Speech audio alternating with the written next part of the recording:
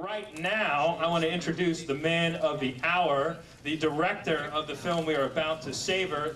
The man himself, come on up. It's Mr. Michael Davis. Come on up to the stage.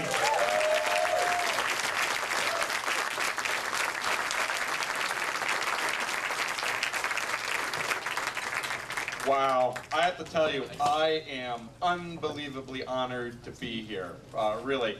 I wanted to tell you guys a story. When the script was sent to Clive Owen, they sent him the script, they sent him the animation that I used to pitch the movie, and they also sent him the article written by Harry about the animation, and in the article he said, oh, you know who would be kick-ass in the shoot 'em up movie is Clive Owen. So I kind of feel like that might have been the tipping point of me getting my #1 choice, Clive Owen, in this movie. So thank you very much for supporting the movie from the very beginning and all the way through. I'm going to start here by saying I also brought you something. When we were making the movie A Shoot 'em Up, I had this idea for a gunfight. And you know, you're always making a movie, you always have these ideas that you think you can try to get into the movie. Well, I had this idea and I pitched it to Clive. And he says, oh my God, that's a great idea, but I don't think I can pull it off. So it didn't get into the movie, but since I can animate, I ended up doing an animated version of this scene I always wanted in Shoot 'em Up. And I animated it with Harry Knowles playing the lead part as Mr. Smith in Shoot 'em Up. So you're sort of known for romantic comedies. Was this working out every repression you've ever had? You know, years ago, I don't know if you know, I wrote this script about Alfred Kinsey that didn't get made, and so I got to put my knowledge about sexual research into the DQ lactating hooker. So, you know, I think I told you when I was in 6th grade, I was a big James Bond nut. I wrote my own James Bond novel, so that's up there. What did you think of for the film that was too crazy to put in besides the farting the bad guy at the other one? You know, that was probably the only thing that I wanted to put in the movie, but couldn't. I got to do really everything that I wanted. I mean, you know, the scene with Paul Giamatti where he feels up the dead mom, you know, I was expecting the studio to flinch at that or somebody asking me about that. Do you have to do it? And the studio didn't say a word. Giamatti said it was the best love scene of his career. My secret hope is that it wins the MTV award for best love scene. No, you know, I think it's about over 100 guys that get killed, but I didn't keep up with that kind of stuff.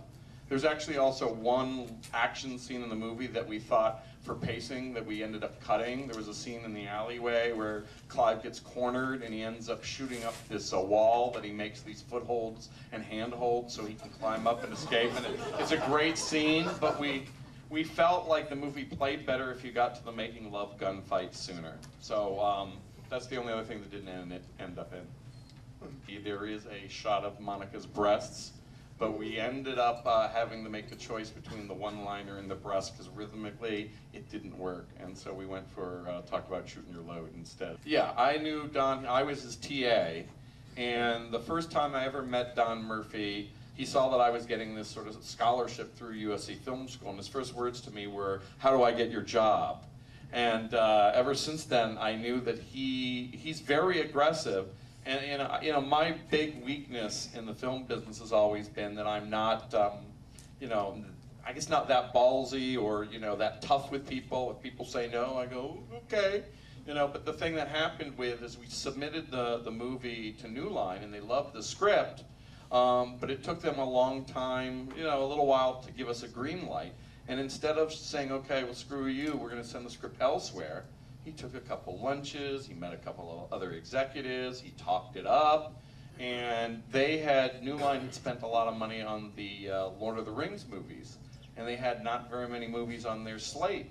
And one day, one of our executives says, wow, I'm glad we have this movie, Notes from the Underground, with you, because we have no other movies in our pipeline. And, you know, Don says, well, you have Shoot 'em Up. Oh yeah, we forgot. And then they submitted it. So he just like is tenacious, and I know it's silly, but he kind of completes me. So I had a lot of help doing the soundtrack. I had this guy, Brian Richards, who did, I think, a couple David Fincher's movies. I'm not sure whether it's Fight Club or Seven. And I had sort of had in my mind originally a more traditional soundtrack. And Brian was the one who first put in the Motorhead, and I go, wow, that's fantastic. It's not what I expected, but yeah, I think we should change my conception of the movie. And I'll tell everybody, never in my life did I ever thought I would have Iggy Pop over an action scene. I'm just not that cool. And so I had a lot of help. This guy, Brian Richards, was fantastic. And then we just realized that Clive looked good with a rock guitar, and then everything sort of fell into place. But it took a long time to get that tone right. I mean, it played a little bit more seriously with a regular soundtrack. And I think that with a baby being the target of assassins, you needed to sort of lighten it up. And I think the source cues were a big help. I mean, at the very end, even the studio, I mean, everybody talks about how they always fight with the studio, and the studio is difficult, and they made them do this. But when we were done, Toby Emmerich said, why don't you spend a little bit more money on the soundtrack? And we swapped out a tune for the Nirvana for the opening gunfight, which I thought was pretty cool. And, they spent the money and went the distance. Yeah, I had seen that movie 2046, the Wong Kar-wai movie. And I liked sort of the greens and the reds and a little bit of the golden yellows.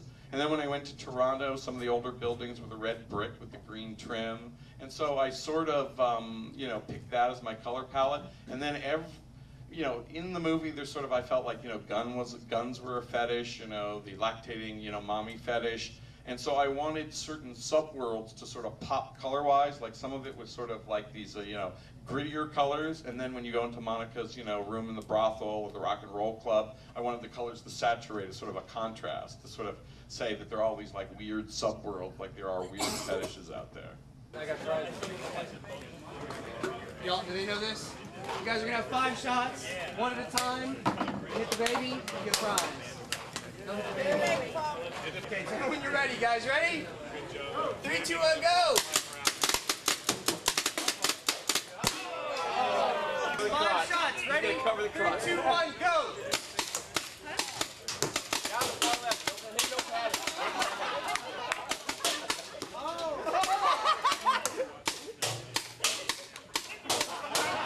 It's like twice. Did it get you where there was no patties? Yeah, check out this shit.